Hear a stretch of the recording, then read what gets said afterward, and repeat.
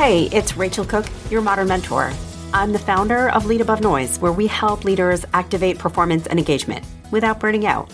We run boot camps that deliver confidence, tools, community.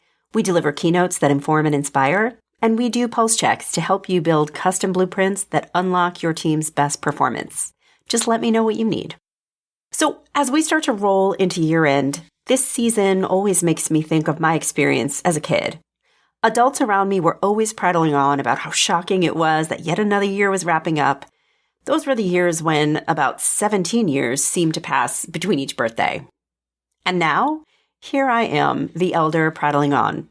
But here we are, on the precipice of yet another year closing with a new one looming. For me, and I know for many, this season triggers an instinct to reflect, to plan, and to start something big from a clean slate. And I'm all for it. But what I am not really for is resolutions. I've talked about it before. Big promises that we make to ourselves in spite of all the data that preaches extraordinary rates of failure. I just think we deserve better than that. I'd rather set myself up for success. I want something to celebrate.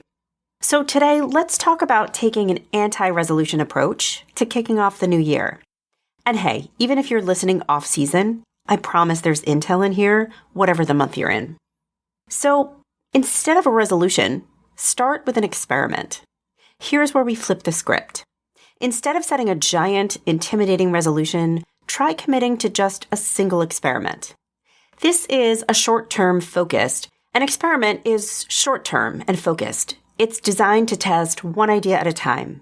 The goal isn't to overhaul your life or your work overnight, but to gather insights that help you move forward. Here's how you might design a workplace experiment.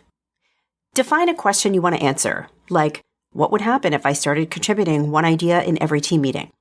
Then set a time frame. Keep it short. 2 weeks to a month is usually plenty of time to get you some meaningful data. Track your results. After each meeting, jot down what worked, what didn't, and what feedback you got. And then evaluate and adjust. At the end of the experiment, ask yourself, did this make an impact?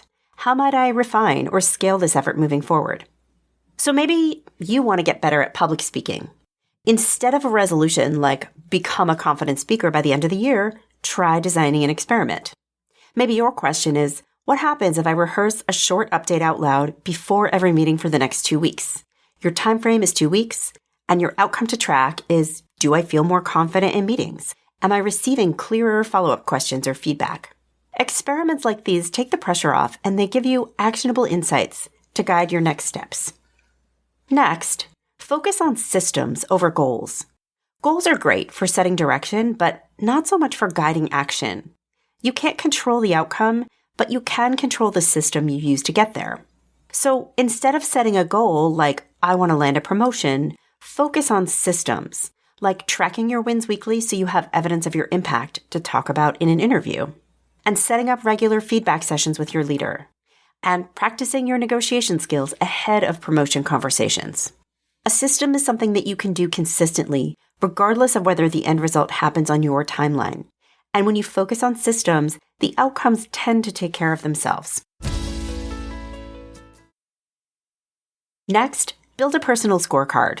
Let's talk about staying on track, because even the best systems can fizzle out if we don't check in with them. This is where a personal scorecard becomes helpful. It's a simple tool to help you track your consistency and celebrate your progress. Here's how you can set one up. Start by writing down your systems. So maybe you want to do weekly check-ins with your manager, you want to send 1 or 2 networking messages a week, and you want to dedicate 20 minutes each day to learning a new skill. Then, track your actions. At the end of each week, give yourself a score. Did you follow through? And if not, what got in the way? And finally, celebrate progress, not perfection.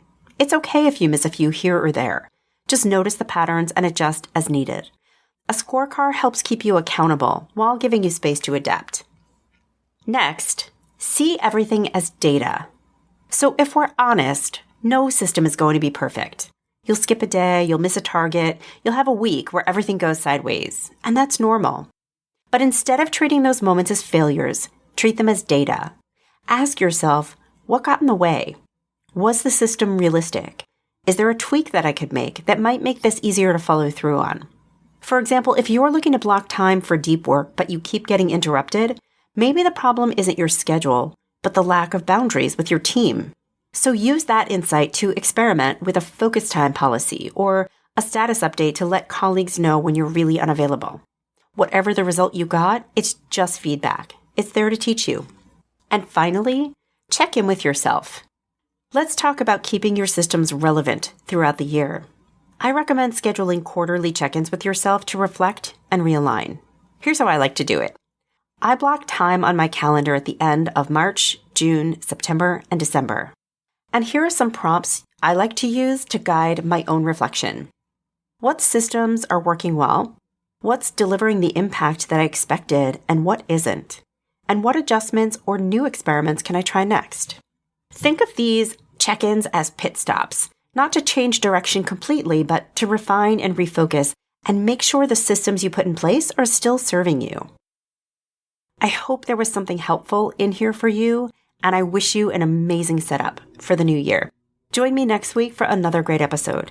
Until then, visit my website at leadabovenoise.com. If your workplace could use an activation boost, whether it's a boot camp, a keynote, or a pulse check. You can follow Modern Mentor on Apple Podcasts, Spotify, or wherever you listen to podcasts. Thanks so much for listening and have a successful week. Modern Mentor is a quick and dirty tips podcast. It's audio engineered by Dan Feyerabend. Our director of podcasts is Brandon Getchis. Our podcast and advertising operations specialist is Morgan Christensen. Our digital operations specialist is Holly Hutchings. Our marketing and publicity associate is Davina Tomlin. And our marketing contractor is Nathaniel Hoops.